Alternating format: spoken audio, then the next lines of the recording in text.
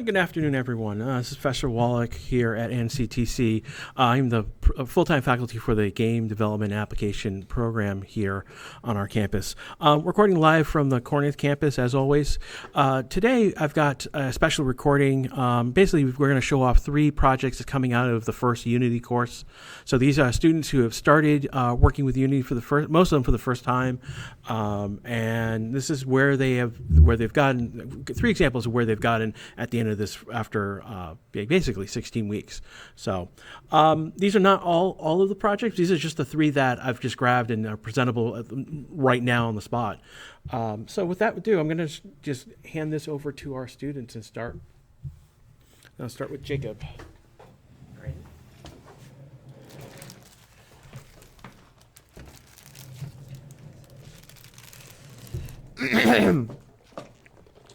All right, thank you very much, Mr. Wallach.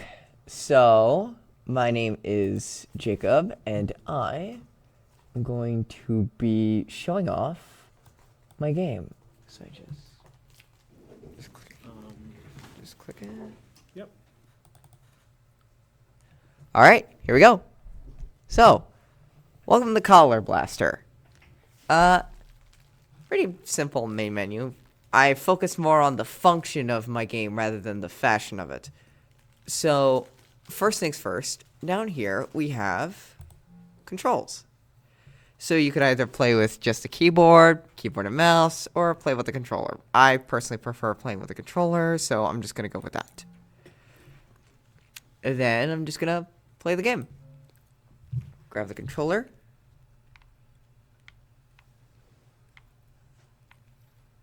And I'm just going to walk around. There's supposed to be sound. I don't understand. So explain the premise of the game. Oh, the premise is quite simple. You are a individual, and you're... okay. What's the main mechanic? The main mechanic is, as you can see, you have a gun that fires colored projectiles of 3 different colors. And your goal is to shoot these targets with the corresponding color. Otherwise, it doesn't count.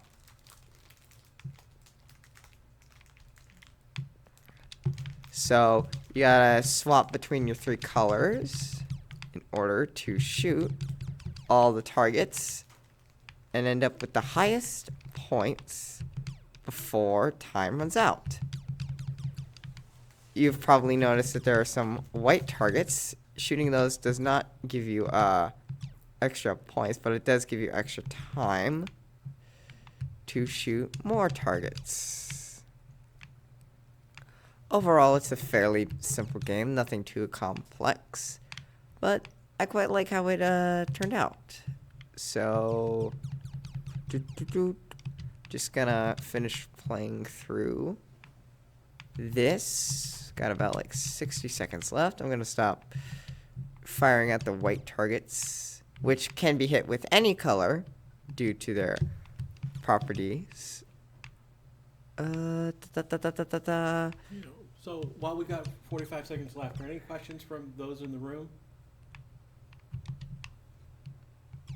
What was this game inspired by? Really, it's kind of inspired by a concept for a game I already have in my brain, where in that game, the idea is that you change between different guns, and they each have different firing types, kind of like in Doom Eternal.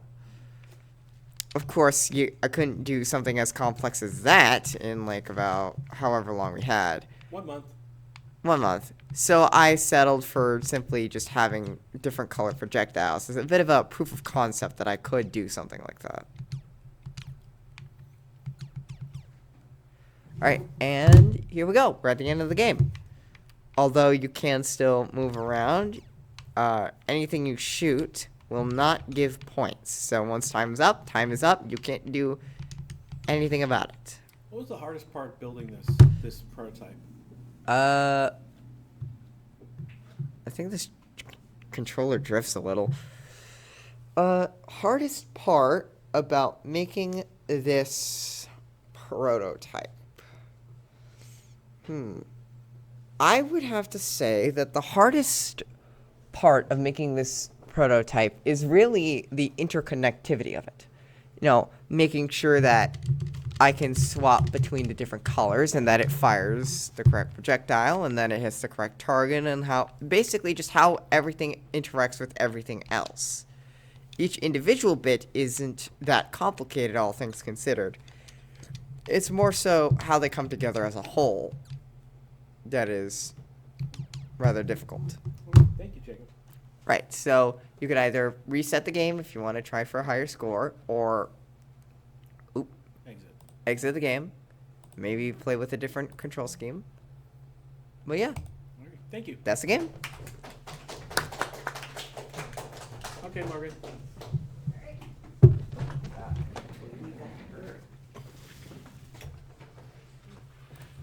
just gonna start your project up. All right. Sorry. Hello, my name is Morgan Baker, and I've made a little simple demo. A little What did I call it again? you called it Slap the Wumpus. Okay.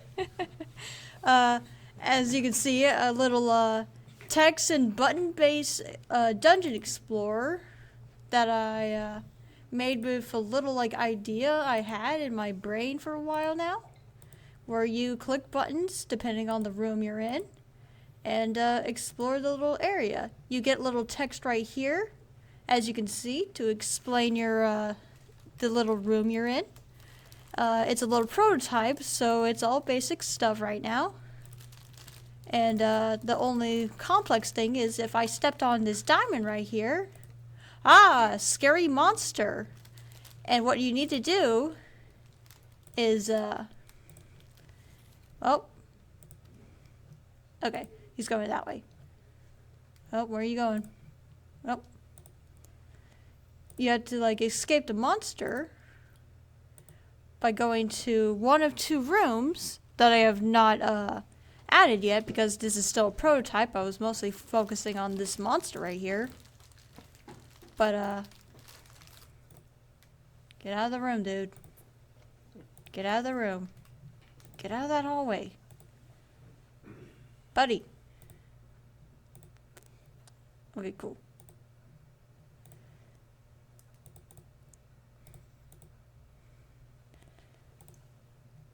I mean, I was also imagining the monster would be the kind of guy who would camp at spots, but So So what happens if you overlap with the monster? oh yeah, I just wanted to test those these spots first because those are the two spots that were meant to be where the game would end. But if you overlap, game is over, and then you can retry. Oh, cool, you do have to retry. Yeah. What was the hardest part with this? The monster. You were there for that. Yeah, yeah. Being this turn-based, getting the logic for the monster was the hardest part. Mostly because it was the monster enters a room and has to pick a way out of the room, but not the way it came in. Yeah. Was one of the logic pieces, and we had to go through several iterations of how we set up that logic in order to make sure that the monster wasn't going off the grid for some reason. Yeah, because as I joked about it here, it seems something broke through the walls repeatedly. And if I can get to that That's same room. Repeatedly where that monster broke through the wall and went off the grid. Yeah. I even mentioned it when the monster spawned and you overlap with this room. some light humor. Getting the player up and running was The easier part, it was really. easier. That was your first technical challenge. Moving on the grid, knowing one of the things that I had worked with you on was making sure that you were looking up. You were asking for a point on the grid, and we're converting that location into screen space effectively. Yeah. And that was one of the big pieces of how things needed to be set up. Yeah.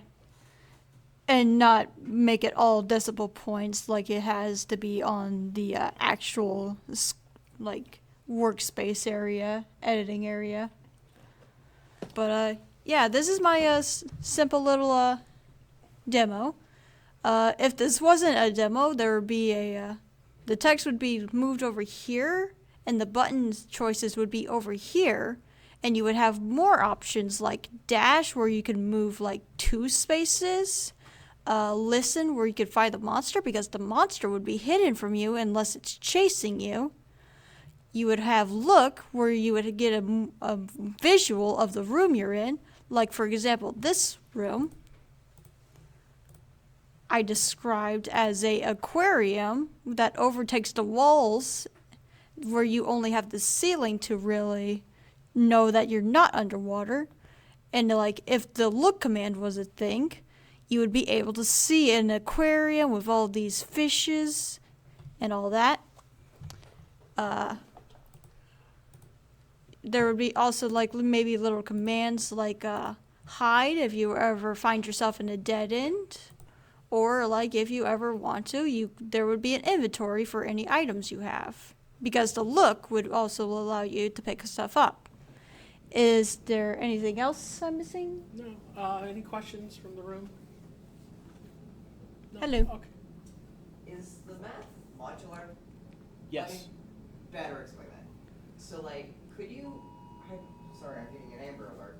Hypothetically, could you take the various pieces that make up the maze and like rearrange them and then hit play and it all will work fine, or is it all hard coded for how it's set up currently? Oh, all the pieces are like in different sections. So like this piece is called top dead end. So that would be able to be like moved anywhere. And like this is centered, this is top, bottom, right, left. So to a degree, it is modular, is what I'm hearing. Yeah, it's modular. Yeah. Every room can be set up in any particular way. The other thing is there's the big thing is that there's a either an array or list in one of the classes that's in the scene that's holding basically all of the rooms. Got it. Yeah. So basically this is a test room because it has all the pieces I need. So like I'll be able to like use them all and then test them and make sure everything's working. So I'll be able to like do everything else like the player movement and then monster movement. Oh no, he got me. Good in spot. Yep, good answer. And any more questions? All right. All right. Alt F4. Who's next?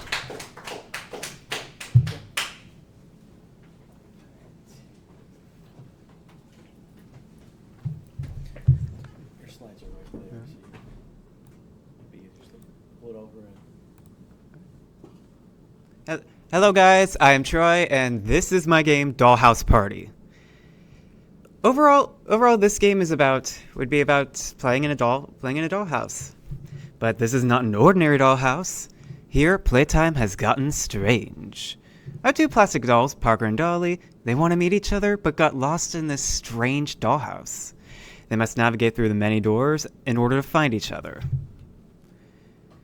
Overall, gameplay is pretty simple. It's multiplayer co-op. One door leads to the next room, the others slow you down. Find each other, and you win. I'm going to skip that for now. And for this demo, I'd like a volunteer. Any takers? Me. All right, come on down. Alrighty. For record, Jacob has come to join the presentation. Yeah. Alrighty. Yeah, and here we have Jacob ready for the presentation. Alright. So, May want to move the Yeah. microphone. what do I do? All right. So you'll see in just a moment, as I press play, you're going to see a little how to play. Which one strikes your fancy, player 1 or player 2? Well, I'll be player 2 since I'm closer to that one. All right. Now So- go ahead and click start. Every asset in this game I made by hand. All right, just go ahead and... Oh, there we go. This Yeah. one. Oh, Hmm.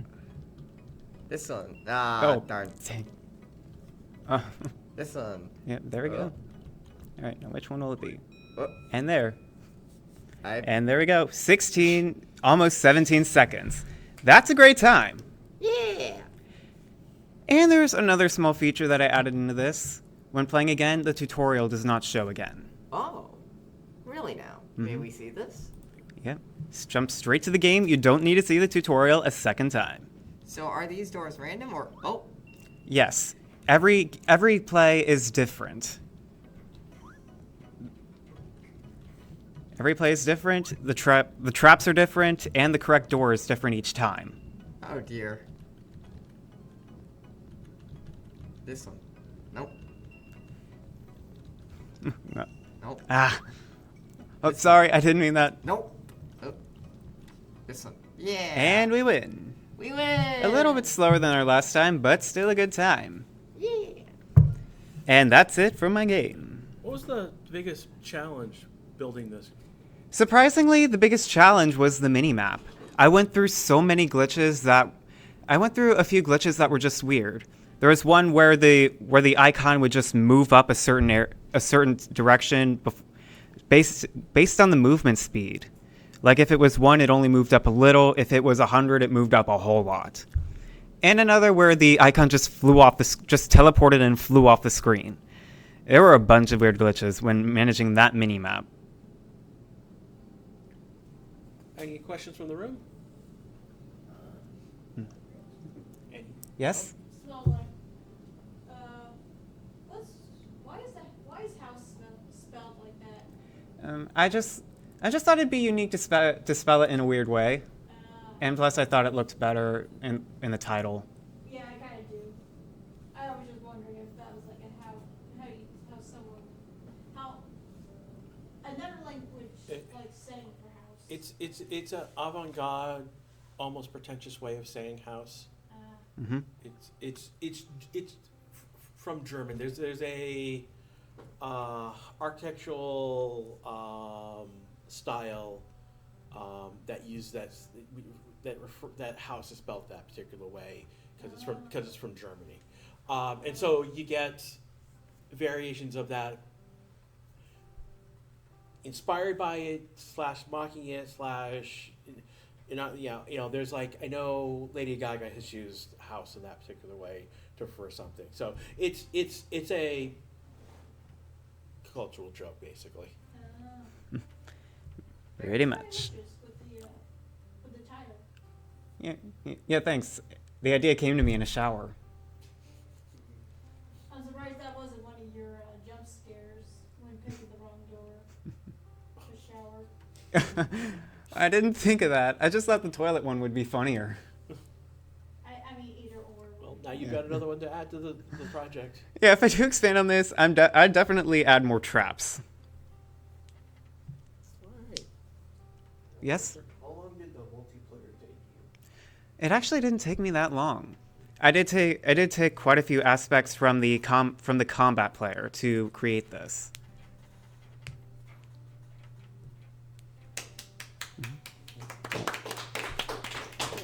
And thank you very much. Get in. This way. All right. All right. And we can close that. Yeah.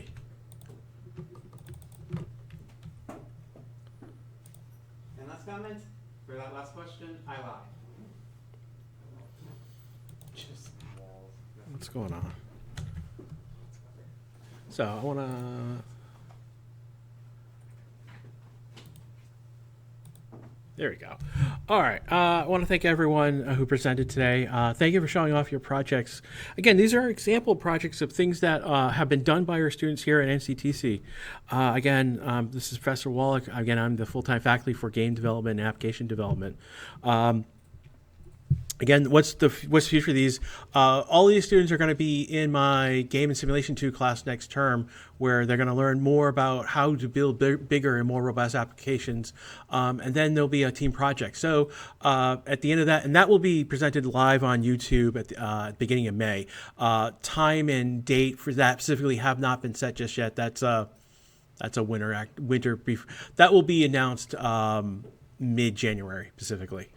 So And I'm telling that to the room right now. So don't worry about that yet. But yeah, no, I mean, there'll be a project that you'll be present as a team project on YouTube, and then there's also the Capstone project that will present live as well. So, if you're curious, there is our previous last year's video from 2000, the NCC Direct 2024 video that's still up as well, and the 2023 video is up as well. So, I want to thank everyone who came, who presented, those of you who are now watching. We will see you again in May for our next presentation.